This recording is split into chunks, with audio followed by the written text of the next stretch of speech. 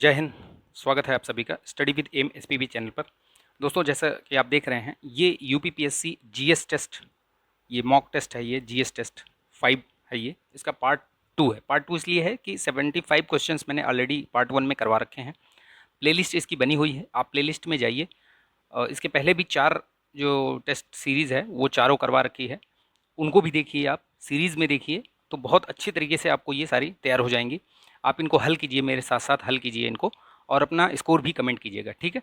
चलिए, तो शुरू करते हैं वीडियो को शुरू करने से पहले मैं कहना चाहूँगा कि ये अगर आप चैनल पर नए हैं तो इस चैनल को सब्सक्राइब कर लीजिएगा, बेल आइकन जरूर प्रेस कर लीजिएगा, ठीक है, ताकि वीडियो का नोटिफिकेशन मिलता रहे। और वीडियो अगर पसंद आए तो प्लीज़ लाइक भी कर दीजिएगा, ठीक है। चलिए शुरू करते हैं। 76 ऑनवर्ड्स शुरू करेंगे। 75 क्वेश्चन ऑलरेडी करा रखा है, पार्ट 1 देख लीजिएगा, उसको सीक्वेंस में देखेंगे तो मज़ा आएगा इसको, ठीक है। चलिए, ये दृष्टि वाला ये मॉक टेस्ट है। चलिए देखते हैं। देखिए, डीआरडीओ की ब्रह्मोस एरोस्पेस क्रूज मिसाइल की इकाई जो है वो कहाँ पे स्थापित की जाएगी, तो लखनऊ में स्थापित की जाएगी। काफ़ी चर्चा में रहा है, तो संभावना है कि पूछा जाए ये इस बार वाले पीसीएस में, ठीक है। प्री में हो सकता है पूछा जाए, या किसी भी आने वाली परीक्षा में पूछा जा सकता है। जो भी आने वाली परीक्षाएं हैं सभी के लिए महत्वपूर्ण है ये, क्योंकि जीएस का पार्ट है ये। जीएस का कोई और छोर नहीं होता है, ठीक है, कि ये इसमें आएगा इसमें नहीं आएगा, कुछ भी आ सकता है कहीं भी, ठीक है। इसलिए आप जीएस वाले पार्ट को सभी स्टेट वाले सभी सभी आयोग, जो भी जितने भी आयोग होते हैं, जो भी परीक्षाएं कंडक्ट करवाते हैं, सभी के लिए महत्वपूर्ण होता है। उसमें जो स्टेट स्पेसिफिक होता है उसको छोड़ करके, ठीक है। चलिए शुरू करते हैं। नेक्स्ट देखते हैं, निम्नलिखित में से कौन भारत का पहला कृषि विश्वविद्यालय था, तो ये गोविंद वल्लभ पंत ये प्रौद्योगिकी विश्वविद्यालय था, ठीक है, याद रखिएगा। देखिए, 2 कथन दिए गए हैं। प्रवाल भित्तियों को समुद्र का वर्षावन कहा जाता है, एकदम सही है। क्यों? क्योंकि इस तरीके, देखिए इस तरीके के प्रश्न को जब हल करें तो ये कारण को आप क्योंकि लगा के पढ़िए, क्योंकि ऐसे करके, तब आपको ज़्यादा अच्छे तरीके से ये समझ में आएगा, ठीक है। तो इसको आप क्योंकि लगा कर पढ़ेंगे तो आपको ये समझ में आएगा। जैसे मैं पढ़ के बताता हूँ, ये तरीका बताने के लिए ही मैं आपको ये सीरीज़ चला रहा हूँ, ठीक है। प्रवाल भित्तियों को समुद्र का वर्षावन कहा जाता है क्योंकि इनके संरक्षण में अनेक सागरीय जंतुओं को आश्रय प्राप्त होता है, ठीक है। तो ये भी सही है, ये भी सही है, इसकी ये व्याख्या भी कर रहा है। तो ए सही होगा इसका करेक्ट आंसर। निम्नलिखित में से कौन सा SO2 प्रदूषण का सर्वश्रेष्ठ संकेतक है, तो देखिए जो लाइकेन होता है, लाइकेन जो है ये वायु प्रदूषण का ये कारक होता है, ये बताने का प्रमुख संकेतक होता है। तो ये लाइकेन ही है, SO2 जो है उसको बताने के लिए, ठीक है। तो लाइकेन जो सल्फर डाइऑक्साइड है उसके प्रति बहुत संवेदनशील होते हैं, ठीक है, संवेदनशील होते हैं ये, तो इसलिए ये लाइकेन याद रखिएगा सी। वन भूमि पर अधिकारों को मान्यता देने के लिए अधिकतम सीमा कितनी होती है, 4 हेक्टेयर, ठीक है, याद रखिएगा। नंदौर वन्यजीव अभ्यारण्य कहाँ है, ये नंदौर उत्तराखंड में है, ठीक, याद रखिएगा कहाँ, उत्तराखंड में, इसको ध्यान रखिएगा।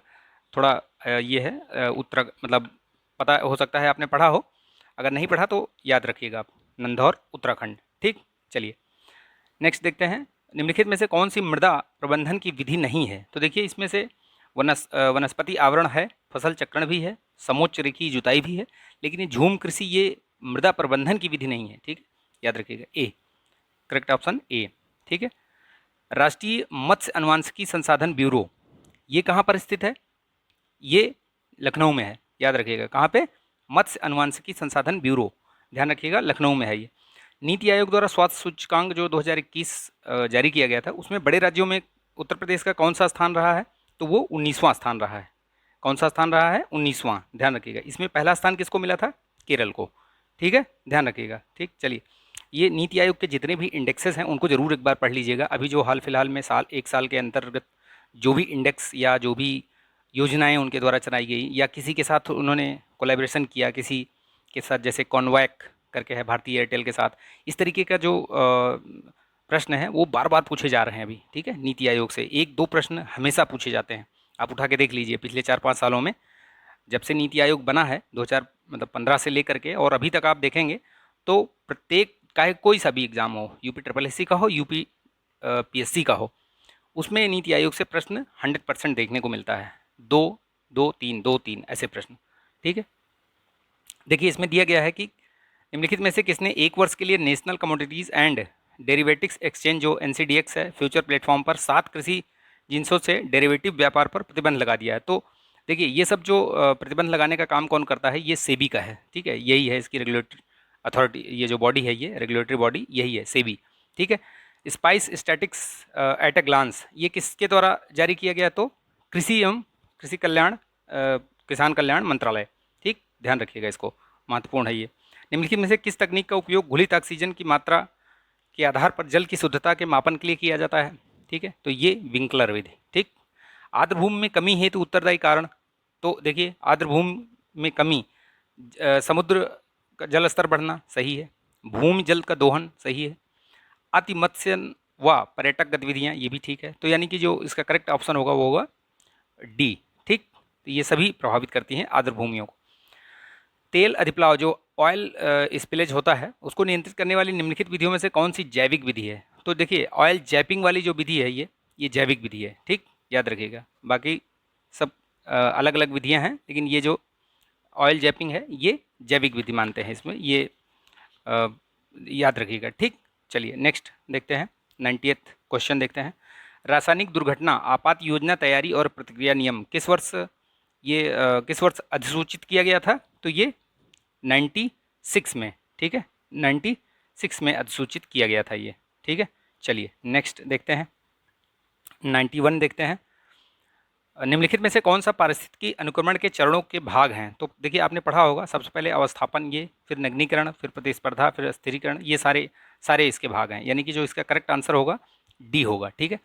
ओजोन परत वायुमंडल के किस परत में उपस्थित है, तो जो उपस्थित है इन द सेंस का मतलब होता है कि उपस्थित तो आपको क्षोभ मंडल में भी थोड़ा बहुत मिल जाएगी, लेकिन जो सांद्रता की बात है, ठीक है, सांद्रता सबसे अधिक कहाँ पाई जाती है, समताप मंडल में पाई जाती है, याद रखिएगा।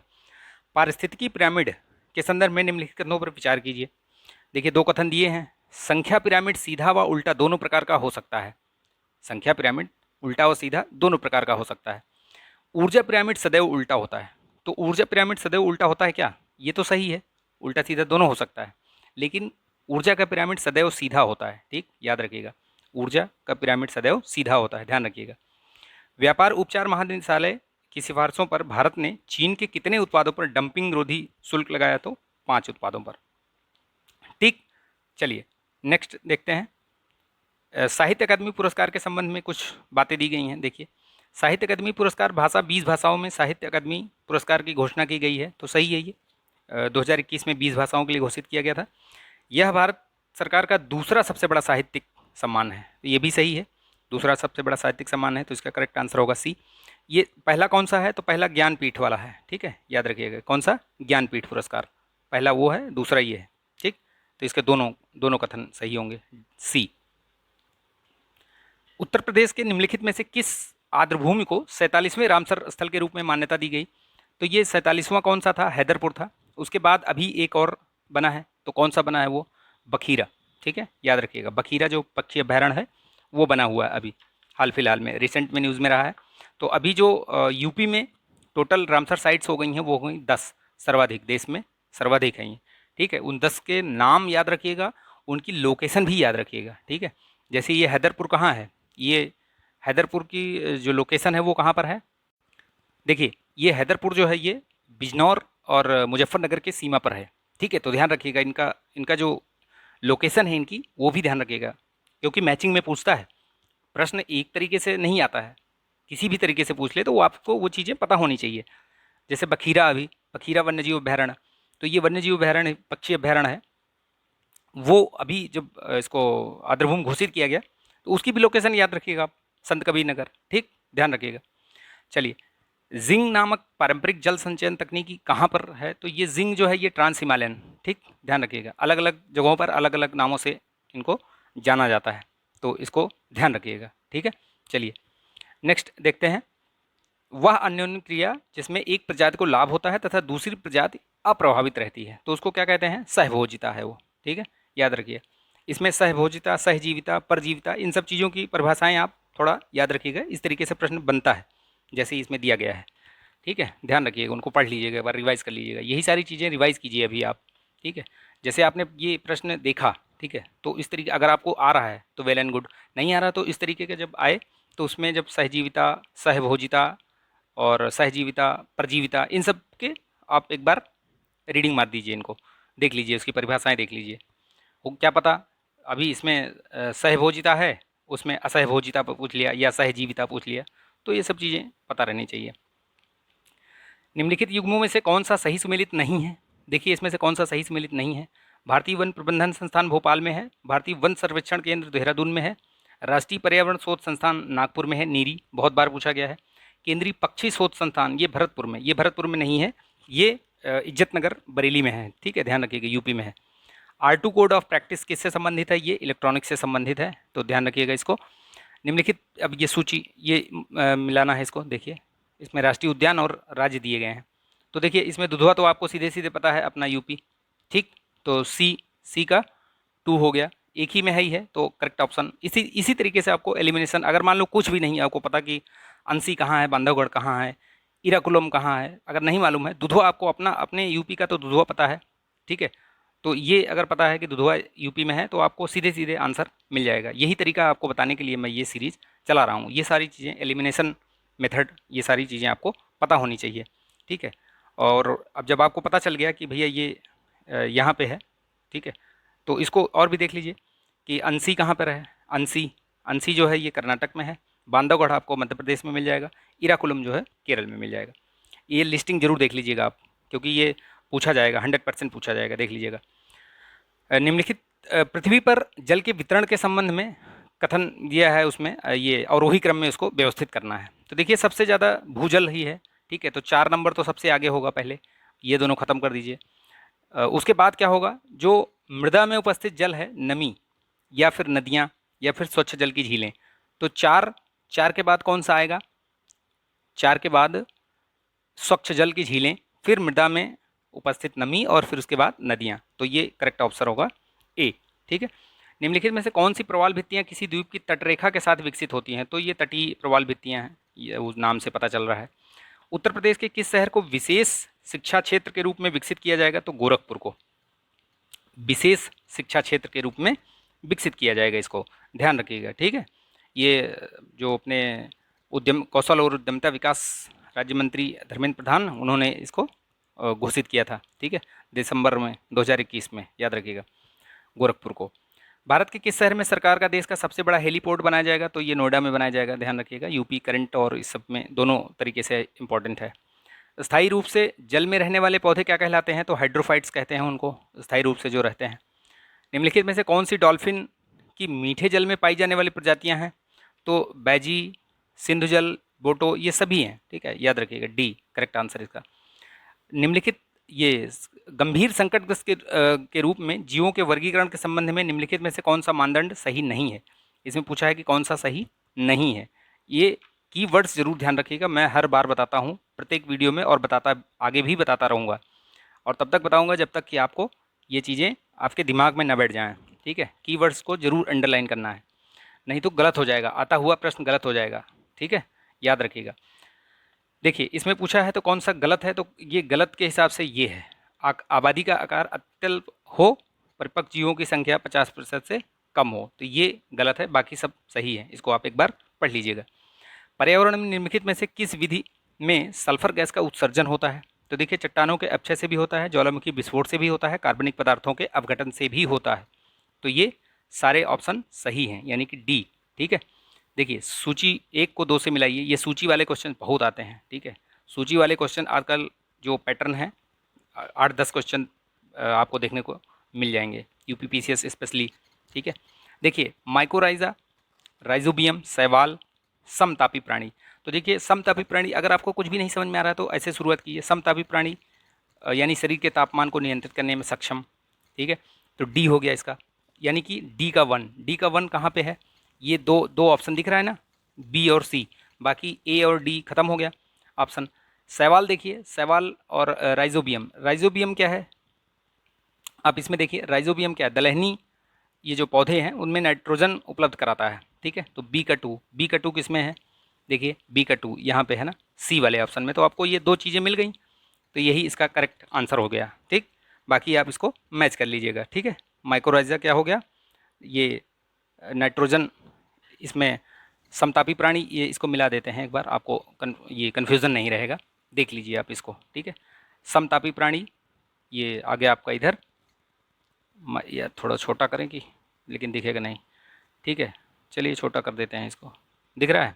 चलिए देखिए, समतापी प्राणी यहाँ आ गया, डी का 1 हो गया। ठीक, और माइकोराइजा हो गया इधर, सी का क्या, डी का 1 हो गया, ए का 4 हो गया, ए का 4 माइक्रोराइजा इधर आ गया, राइजोबियम इधर आ गया, और शैवाल नाइट्रोजन स्थिरीकरण। तो इस तरीके से आप इसको याद रखिएगा, ये बहुत महत्वपूर्ण है, पूछा जा सकता है इसमें। ठीक है, अब बड़ा कर लेते हैं इसको। निम्नलिखित में से कौन से रोग प्रदूषित जल के उपयोग से होते हैं? तो देखिए, इसमें से कौन से रोग हैं जो प्रदूषित जल, यानी कि जल जो बोलते हैं ना, वाटर बॉर्न डिजीज़, तो कौन से हैं ये? तो देखिए, हैजा भी, पीलिया भी, टाइफाइड, अतिसार, ये सारे रोग जो हैं वाटर बॉर्न डिजीज़ हैं। ठीक है, याद रखिएगा इनको, बहुत महत्वपूर्ण है, बहुत बार पूछा जाता है ये। जैव सुरक्षा पर प्रोटोकॉल के लिए प्रसिद्ध कार्टाजेना शहर, ये जो कार्टाजेना शहर है वो कहाँ पे है? तो कोलंबिया में है, ध्यान रखिए, कार्टाजेना कोलंबिया। दचिगाम किसके लिए जाना जाता है? तो हंगुल के लिए। ठीक, निम्नलिखित कथनों पर विचार करना है। अंतर्राष्ट्रीय सौर संगठन जो गठबंधन है, आईएसए जो है, उसका संयुक्त राष्ट्र का पर्यवेक्षक बना दिया गया है, सही है। आईएसए का गठबंधन का जो मुख्यालय है वो गुरुग्राम में है, दोनों सही हैं। ठीक है, अभी आप कमेंट करके मुझे ये बताइए कि आईएसए में अभी कितने सदस्य देश हो गए हैं? ठीक है, और लेटेस्ट कौन सा जुड़ा हुआ है? लेटेस्ट कितने सदस्य, और लेटेस्ट कौन जुड़ा? ठीक है, सदस्यता किसने ग्रहण की? देखिए, इसमें दिया गया है 94वें दीक्षांत समारोह के ब्लॉकचेन आधारित डिजिटल डिग्रियां जारी की गई। तो कहाँ पे, किसके? तो ये जो आईआईटी इसमें है रोपड़, या IIT Kanpur, sorry, IIT Kanpur में ये इसके दीक्षांत समारोह में जो है ब्लॉकचेन आधारित डिजिटल डिग्रियां जारी की गई हैं। ध्यान रखिएगा, यूपी करंट से भी रिलेटेड है ये। देखिए, यह सूची 1 सूची 2 फिर से आ गई, इसमें देख लीजिए। ठीक है, ये ऑप्शन दिखना चाहिए, नहीं तो समझ में नहीं आएगा। ठीक, देखिए इसमें देखिए ऑप्शन कौन कौन से करेक्ट हैं, कौन कौन सही हैं। प्राइड, प्रेजुडाइस एंड पंडितरी, ये कौन कौन है इसका? तो ये अपने ये शशि थरूर साहब हैं। ठीक, Raj Kapoor the master at work. तो देखिए, इसमें ए का 2 अगर कहीं मिला, ए का 2 एक ही में है, तो डी वाला ऑप्शन सही हो गया, यानी बी का 4 कौन है? राहुल रवेल, राज कपूर। ठीक, गांधी टोपी राज्यपाल, ये किसका है? ये यार्लागड्डा लक्ष्मी। ठीक है, याद रखिएगा, सी का 1। ठीक, और डी का 3, यानी कि रेखा चौधरी, कल्याण की भारत की प्राचीन विरासत। ठीक, तो ये याद रखिएगा, इनको एकदम रट लीजिएगा। ठीक है, बुक से भी रिलेटेड, पुस्तक से रिलेटेड जो ऑथर और ये बुक्स एंड ऑथर पूछे जाते हैं, कभी कभी डायरेक्ट पूछ लेता है, कभी कभी मैचिंग में देता है, कभी कभी आपको लेखक का नाम दे देगा और उनकी बुक पूछ लेगा। ठीक, तो कई तरीके से पूछता है प्रश्न, आप याद रखिए, किसी भी तरीके से पूछे आप उसको कर लेंगे। ठीक है, शिकारी घोंगे की प्रजाति युगलेना रोजिया, ये क्या है? ये आक्रामक प्रजाति है। ठीक, तो याद रखिएगा इसको, आक्रामक प्रजाति है, ये ऑस्ट्रेलिया वगैरह में उधर पाई जाती है। चलिए नेक्स्ट देखते हैं, इसमें कवक की किसी पौधे की जड़ के साथ सहजीविता तो क्या कहलाती है? तो माइकोराइजा ही है वो। ठीक, याद रखिए, अभी थोड़ी देर पहले ही मैंने बताया था। ठीक है, चलिए, ब्लू बेबी सिंड्रोम नाइट्रेट, याद रखिएगा। ठीक, भारत के निम्नलिखित में से किस राज्य में करेरा जो है कहाँ पे पाया जाता है? करेरा कहाँ पे है? आप इनका जरूर एक बार देख लीजिएगा, ये मध्य प्रदेश में है करेरा। ठीक है, याद रखिए, शिवपुरी जिले में। ठीक, करेरा। निम्नलिखित में से कौन सा भारत का या कि जैव विविधता हॉटस्पॉट क्षेत्र है? तो देखिए, ये सारे ही हैं। ठीक है, इंडो वर्मा क्षेत्र, हिमालयन क्षेत्र, सुंडालैंड, ये सारे ही हैं, यानी कि करेक्ट ऑप्शन डी। निम्नलिखित कथनों में से कौन सा सही सुमेलित नहीं है? ये WMO, ठीक है, उसका जिनेवा में, ठीक है, यूनेप नैरोबी, ठीक है, वन्य जीव कोष WWF न्यूयॉर्क, ठीक है, ये सही है? सही है क्या? नहीं, ये नहीं सही है। ठीक है, न्यूयॉर्क में नहीं है ये, कहाँ पे है ये? इसका जो मुख्यालय है कहाँ पे है? ठीक है, देखिए ये क्वेश्चन में थोड़ा गड़बड़ी है। गड़बड़ी ये है कि ये सुमेलित नहीं है, नहीं सुमेलित नहीं है, तो ये ठीक है, इसमें सुमेलित नहीं है, तो ये वाला ठीक है, बाकी सही सुमेलित हैं, ये सब सही है। ये WWF का कहाँ है? ग्लैंड में है, स्विट्जरलैंड में। ठीक है, याद रखिए, न्यूयॉर्क में नहीं है, तो ध्यान रखिएगा। चलिए, सही है, क्वेश्चन सही है, सही पूछा गया। केंद्रीय पटसन एवं समवर्गीय रेशा अनुसंधान संस्थान कहाँ है? ठीक है, तो ये अनुसंधान संस्थान कहाँ है? ये बैरकपुर में है। ठीक, कोलकाता में, याद रखिएगा। तमिलनाडु में दुर्घटनाग्रस्त हुए जो हेलीकॉप्टर का नाम क्या था जिसमें CDS विपिन रावत को ले जाया जा रहा था, तो वो MI-17V5, ठीक है, V5 काफ़ी एडवांस्ड वर्जन था ये, बट पता नहीं दुर्भाग्यपूर्ण तरीके से ये दुर्घटनाग्रस्त हो गया। तो चलिए ठीक है, देखते हैं नेक्स्ट क्वेश्चन देखते हैं। निम्नलिखित में से कौन सा युग्म सही सुमेलित नहीं है? देखिए इसमें से कौन सा सही सुमेलित नहीं है। ऑपरेशन बीरबिल ये सही है, जंगली बिल्ली के लिए। Operation free fly live birds ठीक है। ऑपरेशन सॉफ्ट गोल्ड ये जंगली सुअर के लिए नहीं है, ठीक है। ऑपरेशन सेव कुरमा ये ठीक है। कछुआ और कुर्म ये बताया था ना मैंने, ना फर्स्ट पार्ट में मैंने ये बता रखा है, ठीक है, देख लीजिएगा उसको। तो ये जो ऑपरेशन सॉफ्ट गोल्ड है ये किसके लिए है? ऑपरेशन सॉफ्ट गोल्ड ये किसके लिए है? ये है आपका जो सहतोस सॉल, इसको चीरू के ऊन से बनता है, उसके अवैध व्यापार से ये निपटने के लिए है, ठीक है। ऑपरेशन सॉफ्ट गोल्ड, ठीक, ध्यान रखिएगा। IUCN की सुरक्षा सूची में ग्रेट इंडियन बस्टर्ड को किस कैटेगरी में रखा गया है? तो ये गंभीर खतरा, क्रिटिकली इंडेंजर्ड है, ठीक, याद रखिएगा। क्या है ये? क्रिटिकली इंडेंजर्ड, वधावन जिसको बोलते हैं ना। वन्य जीव संरक्षण अधिनियम 1972 के तहत निम्नलिखित में कौन सा कथन सही है? तो इसमें सही पूछा है, ये एक बार देख लीजिएगा। सही कई बार पूछता है नहीं है, कई बार पूछता है सही है, तो कीवर्ड्स जरूर ध्यान दीजिएगा। क्वेश्चन जब पढ़ते समय आप कम से कम 2 से 3 सेकंड मतलब रुक जाइए कि क्या पूछ रहा है उसमें। आपने देखा कुछ और उसमें एकदम डायरेक्ट मतलब कूद गए, तो वो क्या है कि आपका गलत कर देगा, ठीक। तो देखिए इसमें सही है कौन सा? अनुसूची 2 के भाग 2 के सूचीबद्ध जीव जंतु पूर्ण सुरक्षा का प्रावधान किया गया है, ये सही है, ठीक, बाकी सब गलत है।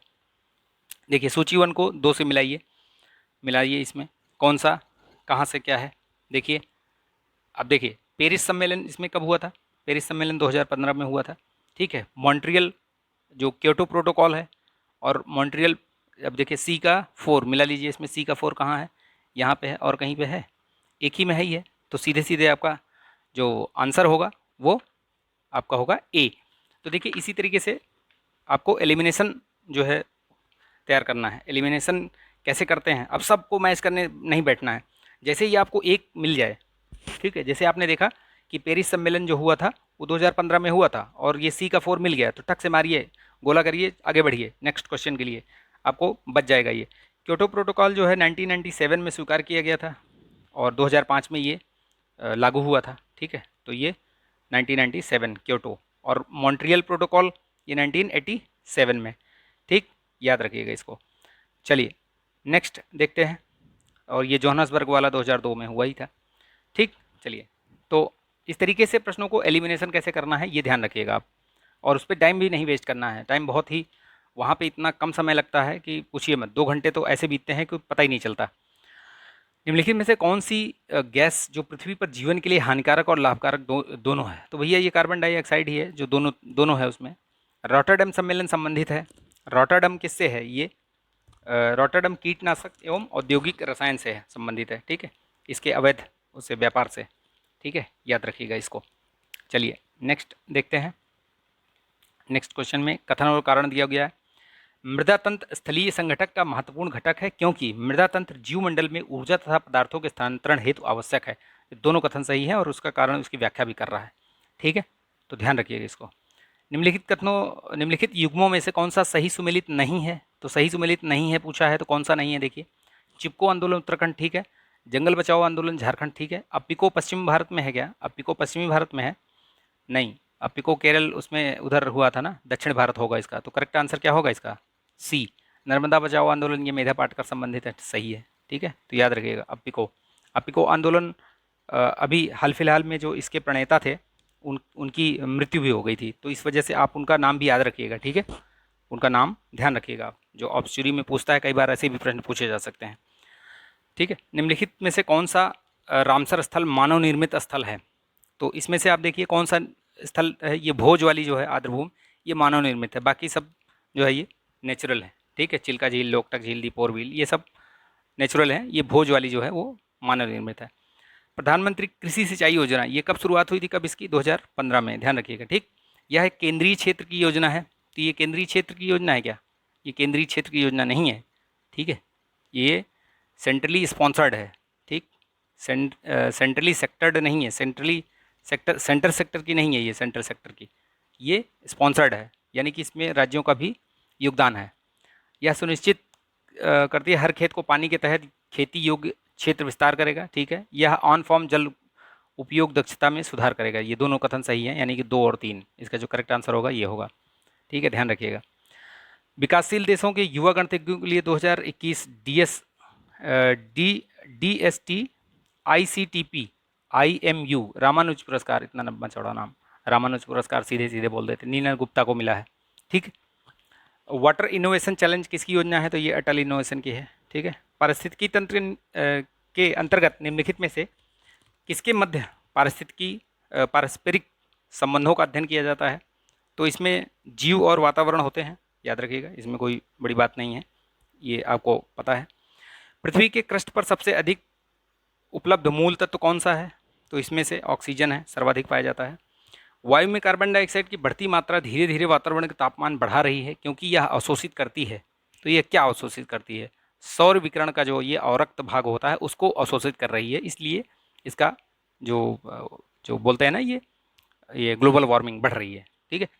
निम्नलिखित में से किस अंतराल में अंटार्कटिका में ओजोन परत का सर्वाधिक विनाश होता है, तो ये सितंबर से अक्टूबर माह में सर्वाधिक विनाश होता है, ओजोन क्षरण होता है, ठीक है, याद रखिएगा। सर्वाधिक ओजोन क्षरण किस टाइम पे होता है, सितंबर से अक्टूबर के बीच में। द्वितीयक अनुक्रमण के बारे में दिया गया है कथन इसमें, तो द्वितीयक अनुक्रमण के बारे में जो कथन दिया गया है पढ़िए। द्वितीयक अनुक्रमण प्राथमिक अनुक्रमण की तुलना में धीमा होता है, तो ये क्या सही है, तो ये गलत है, धीमा नहीं होता, ठीक। यह मौजूदा प्रजाति के पूर्ण आंशिक विखंडन के बाद जैविक समुदाय का क्रमिक विकास है, तो ये सही है, दूसरा सही है, पहला गलत है, ठीक है। निम्नलिखित युग्मों में से कौन सा सही सुमेलित नहीं है, आप इसको अंडरलाइन जरूर कीजिएगा। त्वचा कैंसर ये पराबैंगनीकरण, ठीक है। ओजोन छिद्र ये क्लोरोफ्लोरोकार्बन, ठीक है। ध्वनि की तीव्रता ये भी ठीक है। वैश्विक तापमान ये कार्बन मोनोऑक्साइड नहीं है, कार्बन डाइऑक्साइड होगा, ठीक, याद रखिएगा इसको। चलिए नेक्स्ट देखते हैं। राष्ट्रीय उद्यान में जानवरों को चराने या लकड़ी आदि इकट्ठा करने की अनुमति होती है, तो राष्ट्रीय उद्यान एक ऐसा उद्यान मतलब ये है जगह जहाँ पे किसी भी प्रकार की जो गतिविधियाँ हैं वो प्रतिबंधित हैं, ठीक है, तो पहला गलत हो गया ये। वन्य जीव अभ्यारण्य के लिए ये चीज़ लिखी गई है और ये चीज़ इसके लिए लिखी गई, ये दोनों उल्टा करके लिखा गया है। वन्य जीव अभ्यारण्य में किसी भी प्रकार का अधिवास की अनुमति नहीं होती, तो ये राष्ट्रीय उद्यान है और ये जो यहाँ पे लिखा हुआ ये वन्य जीव अभ्यारण्य है, ठीक है, दोनों गलत हैं, ये डी, इसका करेक्ट आंसर होगा डी। विहंगम पोर्टल किससे संबंधित है, तो खनन गतिविधियों से संबंधित है ये। निम्नलिखित में से किस देश में भारत में हाल ही में डिजिटल मीडिया में सहयोग करने के लिए एक आशय पत्र यानी LOI पर हस्ताक्षर किए हैं, तो ये किसके द्वारा किया गया है, वियतनाम के द्वारा, ठीक है, याद रखिएगा, ठीक। चलिए निम्नलिखित में से कौन सा कथन सही नहीं है, तो इसमें से कौन सा कथन सही नहीं है, सी वाला जो है वो सही नहीं है। मेंटल के ऊपरी भाग को दुर्बलता मंडल कहते हैं जो पूर्णतः तरलावस्था में होता है, ये गलत है, ठीक है। निम्नलिखित में से कौन सा मानसूनी वनस्पति नहीं है, तो देवदार जो है मानसूनी वनस्पति नहीं है, आपको पता है देवदार उधर पहाड़ों में मतलब हाई एल्टीट्यूड्स में उधर पाए जाते हैं, तो ये मानसूनी कैसे हो सकते हैं, ठीक है। चलिए नेक्स्ट देखते हैं। निम्नलिखित में से किस रंग के में प्रकाश संश्लेषण की क्रिया सर्वाधिक होती है, तो लाल रंग में होती है सर्वाधिक, ठीक है, याद रखिएगा, इस तरीके से भी प्रश्न बहुत बार पूछे गए हैं, ठीक। चलिए नेक्स्ट देखते हैं। वात स्फीति यानी एम्फाइज्मा रोग क्या होता है ये, तो ये बेसिकली ये वायु प्रदूषण के परिणाम स्वरूप संवेदनशील फेफड़ों के ऊतकों का ये विघटन है, ठीक, तो याद रखिएगा इसका करेक्ट आंसर होगा ए। हिंद महासागर के संबंध में निम्नलिखित कथनों पर विचार कीजिए। हिंद महासागर वार्ता जो हुई है, तो चीन ने हिंद महासागर वार्ता के 8वें संस्करण की मेज़बानी की, तो चीन ने नहीं की है, ये इंडिया ने की है, ठीक है, अपना भारत देश ने, ठीक, इन्होंने किया है अपने भारत देश ने, और ये 15 दिसंबर 2021 को हुआ था, ये सही है, तो जो करेक्ट आंसर होगा इसका बी होगा, ठीक है। इस तरीके से इसका ये जो सेकंड पार्ट है ये भी कंप्लीट होता है और GS टेस्ट जो 5 है ये भी कंप्लीट हुआ, ठीक है। आई होप कि ये वीडियो आपको अच्छा लगा होगा। आप कमेंट कीजिएगा कि आपके कितने क्वेश्चंस इसमें सही हुए, ठीक है, और कुछ एडवाइस हो, कुछ सलाह देना हो या जो भी है, कुछ डाउट हो तो आप कमेंट कर सकते हैं, ठीक है। तो एक बार फिर से कहना चाहूँगा कि अगर वीडियो पसंद आए तो प्लीज़ लाइक कर दीजिएगा, शेयर कीजिएगा, दोस्तों में शेयर कर दीजिएगा, और चैनल पर नए हैं तो सब्सक्राइब भी कर लीजिएगा, ठीक। चलिए मिलेंगे नेक्स्ट वीडियो में, तब तक के लिए अपना ध्यान रखिए, स्वस्थ रहिए, मस्त रहिए, बिंदास रहिए, जय हिंद।